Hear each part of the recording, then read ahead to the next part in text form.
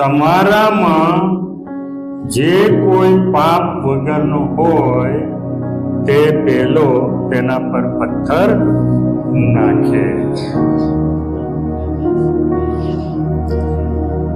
કોઈ પથ્થર મારવાને યોગ્ય ઠર્યું નહીં. જગત અને દુનિયા દોષિત ઠરાવે છે. તમારો ને મારો પ્રભુ ને વચન અને ઈસુ દોષ રહિત બનાવે છે. એ ચોખ્ખા કરે છે, દોષ મુક્ત કરે છે, દોષિત ઠરાવતો નથી. ઈસુએ કહ્યું હું પણ તને દોષિત ઠરાવતો નથી. શુદ્ધ કરી એ જીવન બદલાયું, એ માર્ગ બદલાયો, એ કુટે બદલાય, એ બંધનમાંથી મુક્ત થાય.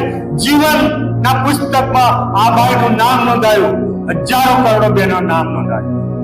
કોઈનો નાશ ના થાય.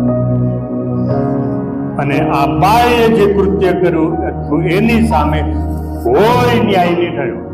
પથ્થર મારવાને કોઈ યોગ્ય, એક પછી એક બધા ચાલ્યા ગયા. કારણ એ પથ્થર એમને જે પથ્થર મારવા હતા એ પથ્થર એમને વાગતા હતા. ઘણા બધા એવા પથ્થર આપણા જીવનમાં છે. ટીકાના પથ્થરો, અભિમાનના પથ્થરો, ગૌરવના પથ્થરો, વાણી વિલાસના પથ્થરો, મોટા હોવાના પથ્થરો, અભિમાનના પથ્થરો. વાલા ભાઈ બહેનો, બીજાને નીચા ગણવાના પથ્થરો આપણે ફેંક્યા કે લઈને ઉભા જ હોય. પ્રભુ કહે છે કે ના,